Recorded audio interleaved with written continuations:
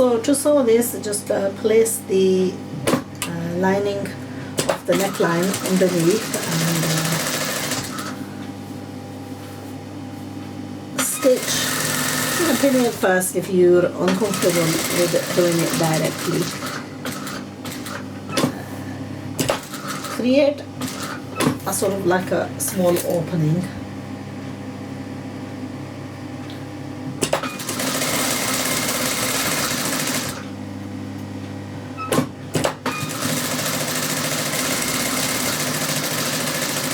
Once you created an opening, cut into it,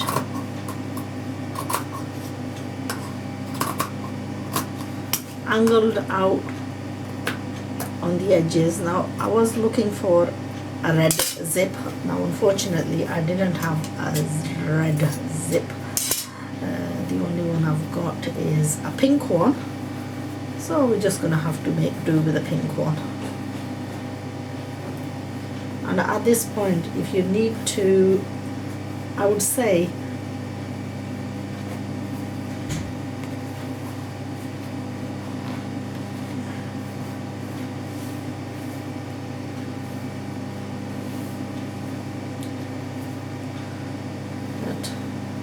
take your finger over it just to make it sit. And then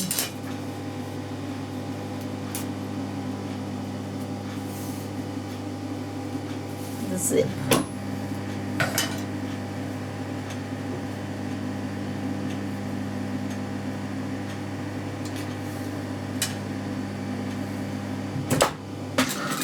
Now ideally we need a foot that is a zip foot, so that you can sew a little bit close to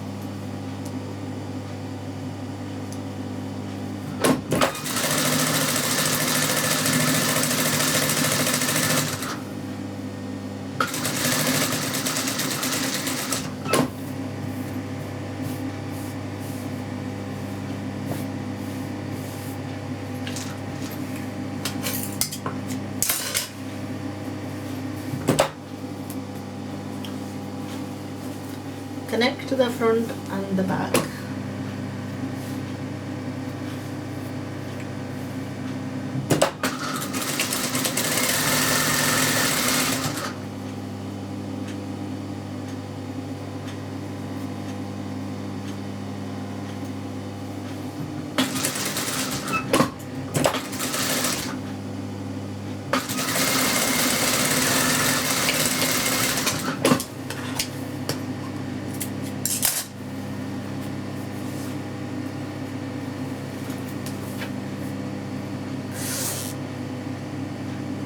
Now the neckline is just a teeny weeny bit small, so we need to make sure that it's the adequate size. So we're gonna cut into the top portion of the zip along with the neckline. It's just going to be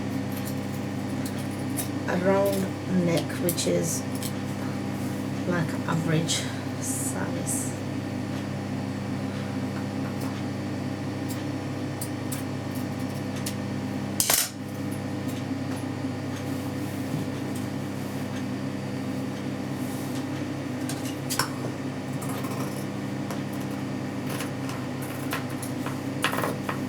narrow it down slightly on the shoulder, want it drooping off her.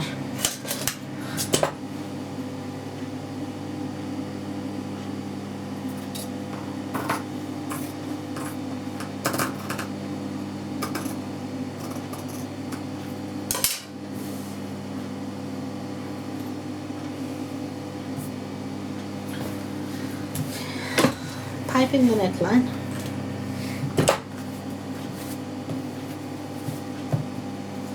Got the bias cut piping, and we're going to place that underneath, and we're going to sew around. Single open bias.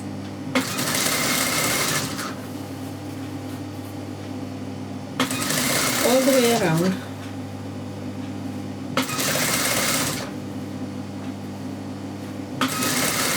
Shoulder seams, push them towards the back.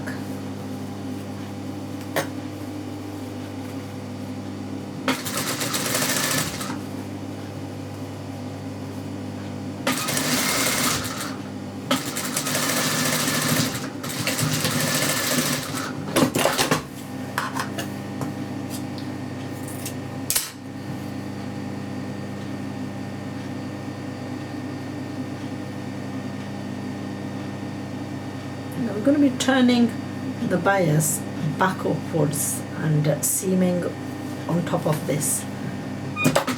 So tuck the edges in and fold towards the top side, going back on yourself.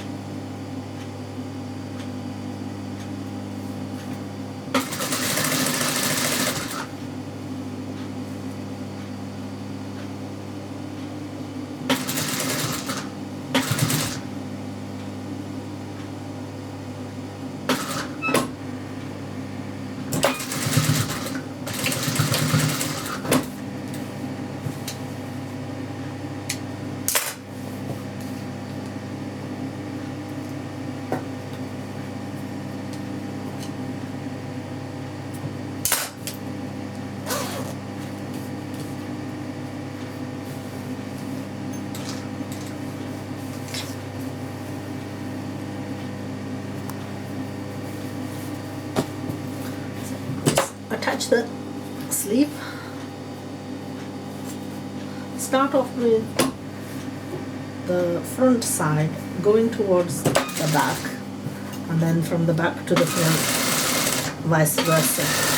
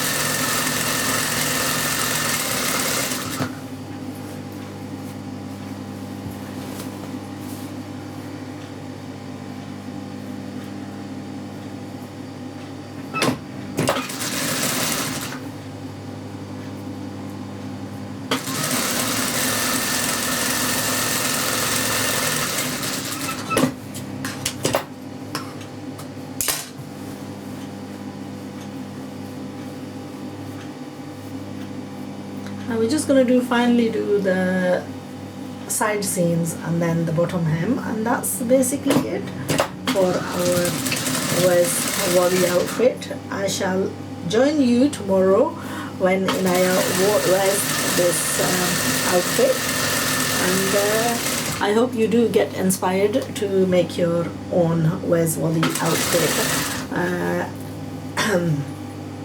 Because you know, these occasions, these instances keep on happening, and each time, you know, the children want us. It's not about so much about making the outfit, it's going out and searching for it, which is actually very time consuming. Now if you take into consideration the amount of time it's taken to stitch this, if I was to go out and to buy this for her, it would have actually taken me longer time to go out and to actually search this out. And then on top of it, obviously, I would have had to pay for the price of the garment as well. So, you know, these are simple making, you know, making tips, which it's not rocket science. Anybody who put their mind to it can actually make these outfits. And you know, that's basically, you know, if you make it yourself, the pleasure of the child wearing it is absolutely enormous. And I can't emphasize how, you know, good it generally is that, you know, the child takes pride in something that a parent or a grandparent has made for them. So take the time out and spend it wisely, and try and sew yourself. Now I think one thing I'm going to do is I've closed this off, and I don't think it's a good idea to close it off. It's going to be a little bit like a kurta shirt, because I don't think she's going to tuck this into her trousers. So what I'll do is I'll open it up slightly so I can put a little bit of jacks in it, because it seems a little bit too fitted and too long and too straight. So we'll work backwards a little bit. So really, you know, I've left the video obviously the camera running for the reason it becomes a pretty boring obviously video, because it's got quite a lot of repetitive stuff that we've done. But what it gives you an idea of is just how long it takes to you know, whiz up something like this. It's not a long time at all. You can basically get something done like this in less than 10 minutes. And generally, if you're going out, if I was to go out to even to Asda, by the time I get to Asda and I find parking and I go inside and search it out, and the chances are that I'll probably end up spending on so many other things as well, and it really defeats the purpose of these charity events if we're going out and spending excessively on things which we should be considering giving away. So if this outfit, if I was going to pay a tenner on this outfit, and if it's something that, you know, there's things that we don't take into consideration. If you go out and if you were to buy something like this ready-made, then what you got to think of is, you know, you're driving all the way to Tesco, the amount of time it's taken you, the extra cost of petrol and so on, and it's all money. And it goes over me how anyone can justify spending unnecessarily when we're supposed to be giving it away in charity. If really, you know, you feel strongly enough, then, you know, that time and give it, so that at least you'll be rewarded for the amount of time you spent on even making, because Allah Ta'ala looks at your intention, and you know, the intention should be that yes, I am making this, and I am making this for so that the money that I save I can, you know, give to a good cause. And then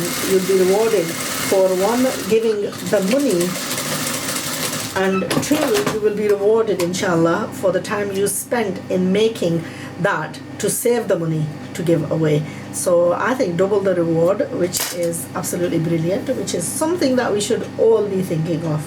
you know, never shy away from giving in charity, but if you can, try and make that charity as much as possible. And if that means that you can save on something, you know, unnecessarily spending on to Asda or Tesco or eBay isn't my idea of spending money wisely, where it could do the benefit of that money going to, the whole of that money going to a good cause can be so much better. So anyway, this is just the bottom hemline that I'm currently doing, but I'm abiding time, by the way, by just picking you know, on something to talk about, because I do want it completely finished and I do want it timed. That little bit of mistake ended up costing me a little bit of a time, where I went and closed it off and then I've reopened the seam. So I mean, like this, she's only mentioned this to me within half an hour that she wanted this making, and then I've searched the fabric out from home. I know many of you may think that yes, that's okay for you to say because you have the fabric at home. But you know what, these fabrics are not expensive, and sometimes you can even improvise on, you know, if I knew that I didn't have this particular fabric and if I just had the red fabric, then I would combine with some white on it and make the stripes myself. So it's not necessary that, you know, you have to, this was the closest thing to what the actual Where's Wally outfit looks like. So I was fortunate to come across this just a few days ago in one of my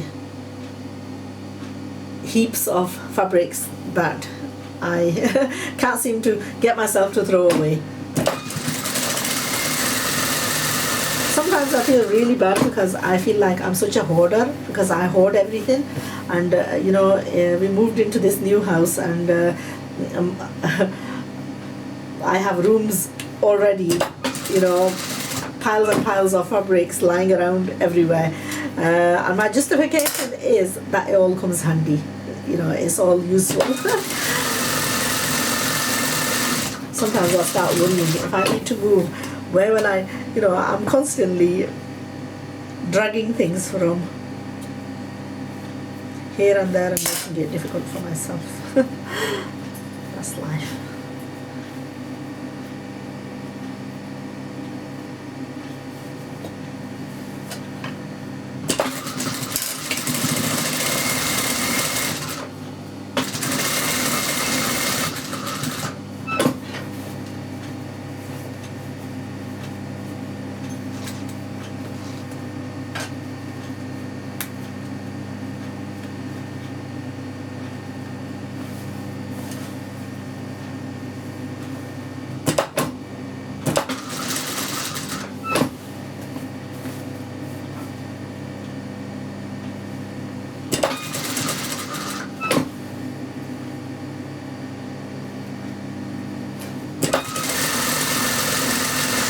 There we are. This is the final stitch to get to the end of this outfit. So I will be uploading this video so that you can know for yourself just exactly how long the whole of this making of this outfit took.